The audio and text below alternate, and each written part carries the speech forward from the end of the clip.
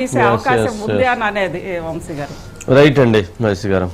Next అండి ఇండిగోకి పైలట్ల effect మండిపడుతున్న ప్రయాణికులు ఇది మాత్రం బాగా ఎఫెక్ట్ అవుతున్నా సార్. దీనివల్ల ప్రయాణికులు కానీ అలాగే ఇంటర్వ్యూస్కి వెళ్ళాల్సిన వాళ్ళు కానీ అపాయింట్మెంట్స్ కానీ చాలా మంది ఉద్యోగాలు కానీ ఈ అంశంలో ప్రయాణికులు మొత్తం గందరగోళ పరిస్థితి బాగా ఇబ్బంది పడుతున్నట్లున్నారు. ఆల్మోస్ట్ ఇప్పటికి 600 ఫ్లైట్స్ క్యాన్సిల్ అయిపోయినాయట.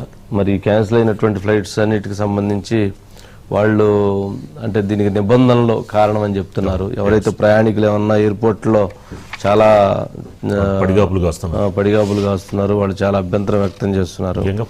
ఆల్మోస్ట్ ముంబైలో 118, బెంగళూరు 100, హైదరాబాద్ లో 75, కోల్కతా 35, చెన్నై 26, గోవాలో 11 ఫ్లైట్స్ రద్దు అయిపోయినాయి అంట. అంటే రోజుకు 2300 ఫ్లైట్స్ నడిపేటువంటి ఇండిగో ఆల్మోస్ట్ అందుట్లో 40% 30% ఫ్లైట్స్ ఆగిపోవటం జరిగిందని చెప్తున్నారు. దీనికి వాళ్ళు చెప్పేటువంటి రీజన్ ఏంటంటే రూల్స్, ఫెడరేషన్ ఆఫ్ రూల్స్ మార్చడంతో ఇవన్నీ కూడా సెంట్రల్ గవర్నమెంట్ మార్చడంతో ప్రాబ్లం వచ్చిందని చెప్తున్నారు. అంటే flight duty time limitation, flight duty time limitation ఇది గతంలో చట్టం తీసుకొచ్చారట. దాన్ని ఇంప్లిమెంట్ చేసే టైంలో వీళ్ళు సరిగ్గా ఇంప్లిమెంట్ చేయకపోతే ఒక్కసారిగా అందరికీ సెలవులు రావటం. అంటే ఎప్పుడైతే పైలట్ రెస్ట్ అనేది ఉండాలి, పైలట్ రెస్ట్ లేకుండా మీరు ఎక్కువ ఇది చేస్తున్నారు, అందరికీ ఒక నామ్స్ ఉండాలని మొన్న ఎయిర్ ఇండియా ఇష్యూ జరిగిన తర్వాత ఈ నిబంధనలన్నింటినీ పెట్టారు. ఆ నిబంధనల్ని వీళ్ళు ముందుగా రెడీ చేసుకుని టీంని రిక్రూట్ చేసుకోకుండా వదిలేయటంతో ఒక్కసారిగా టైట్ సిచ్యువేషన్ అయిపోయింది. మొత్తం ఫ్లైట్స్ ఎయిర్పోర్ట్కి వెళ్ళటం, వాళ్ళందరూ ఖాళీ అయ్యే పాపం వాళ్ళందరికీ ఇబ్బందులు అవటం. సరే జాబ్స్ రిక్రూట్మెంట్కి వెళ్ళేవాళ్ళు, పాపం పెళ్లి చూపులకి వెళ్ళేవాళ్ళు, లేదా పెళ్లిళ్ళకి వెళ్ళేవాళ్ళు, పెళ్లి కూతురు ఆడకెళ్ళి ఉండేడు, పెళ్లి కొడుకు ఇప్పుడు మ్యారేజ్ కూడా ఆన్లైన్ లో, పెళ్లి కూతురు ఆడుండే, పెళ్లి కొడుకు ఏడుండే, ఫ్లైట్ క్యాన్సిల్ అయిపోయి వెళ్ళాలి పాపం. ఇట్లా ఒకరి సమస్య కాదు, 2 సమస్యలు కాదు, పాపం ఆరోగ్య సమస్యలు, ఇట్లా అనేక రకాలైన బాధలు.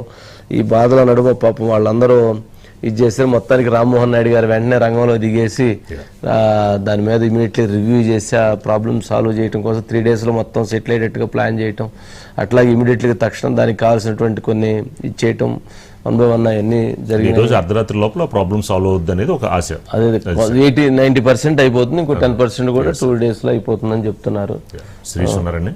Sirish, good evening sir. Good evening. ఏంటి సొల్యూషన్ దొరికినట్లేనా? దొరికినట్లే, అది ఎంత వేగంగా ఇంప్లిమెంటేషన్ చేస్తారనే దానిపైన డిపెండ్ అయింది. ఈరోజు 1000 ఫ్లైట్లు సార్ ప్రస్తుతం ఇండిగో అఫీషియల్గా ప్రకటించింది. 1000 ఫ్లైట్లు అంటే ఒక్కొక్క ఫ్లైట్లో దాదాపు 210 మంది వరకు సీటింగ్ కెపాసిటీ అనేది కూడా ఉంటుంది. 90% ఆక్యుపెన్సీ చూసుకున్నప్పటికీ కూడా దాదాపు 2 లక్షల వరకు ప్రయాణికులు ఒక్కరోజే ఎఫెక్ట్ అయ్యారంటే చూడాల్సిన అంశం. దీనికి మంత్రిత్వ శాఖ కారణం కాదు, డీజీసీఏ కారణం కాదు. ఆ రూల్స్ ని ఇంప్లిమెంటేషన్ చేయడంలో ఇండిగో వహించిన నిర్లక్ష్యం ఏదైతే ఉందో ఆ నిర్లక్ష్యానికి ఇంత మూల్యం చెల్లించుకోవాల్సిన పరిస్థితి ఏర్పడింది. దీనిపైన 4 సభ్యులతో ఉన్నత స్థాయి కమిటీ ఏర్పాటు చేశారు. ఈ కమిటీ ప్రస్తుతం ప్రోబ్ అనేది కూడా చేస్తుంది. 15 రోజుల లోపల నివేదిక అనేది కూడా ఇస్తుంది. ఆలోపు ఈ ఎయిర్లైన్స్ చెప్తున్నట్లుగా ఏ నిబంధనలు అయితే అడ్డంకిగా ఉన్నాయో వాటిని సవరించడం జరిగింది.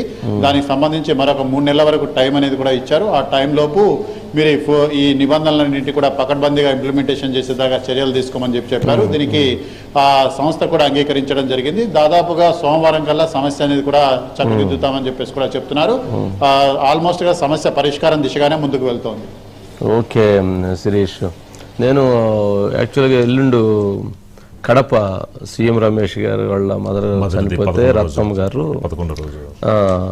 రత్నం గారు చనిపోతే వెళ్ళొద్దామని చెప్పని రేపు సండేకి టికెట్లు పెట్టుకున్నాం. 7వ తారీఖు సండే కదా, ఉదయం పోయి సాయంత్రం వచ్చింది. ఇండిగోనే ఉదయం పూట వెళ్ళే ఫ్లైట్ క్యాన్సిల్ అయింది, సాయంత్రం వచ్చే ఫ్లైట్ క్యాన్సిల్ అయింది. ఈ దెబ్బకి మిగతా కూడా రేట్స్ మాత్రం డబుల్ త్రిబుల్ అయిపోయినాయి. 5,000 25,000 30,000 పెరిగిపోయినాయి. ఖాళీగా ఏదైనా సీట్లు ఖాళీ ఉంటాయి. ఇప్పుడు మరి ఎట్లా పోయి రావాలి? పోయి రోడ్డు అంత దూరం అప్పటికప్పుడు వేయలేరుగా ఫ్లైట్స్ ఉన్నాయండి. పైలట్స్ షార్టేజ్ వల్ల ఈ ప్రాబ్లం అండి. మళ్ళీ ఎవరో జూనియర్ వస్తాడేమో. లేదు అందరూ ఉంటారండి. వాళ్ళ షెడ్యూల్ అనేది కొద్దిగా అడ్జస్ట్మెంట్ విషయంలో ఇది మీరంతా చూసినట్టు చెప్పేస్తున్నారు.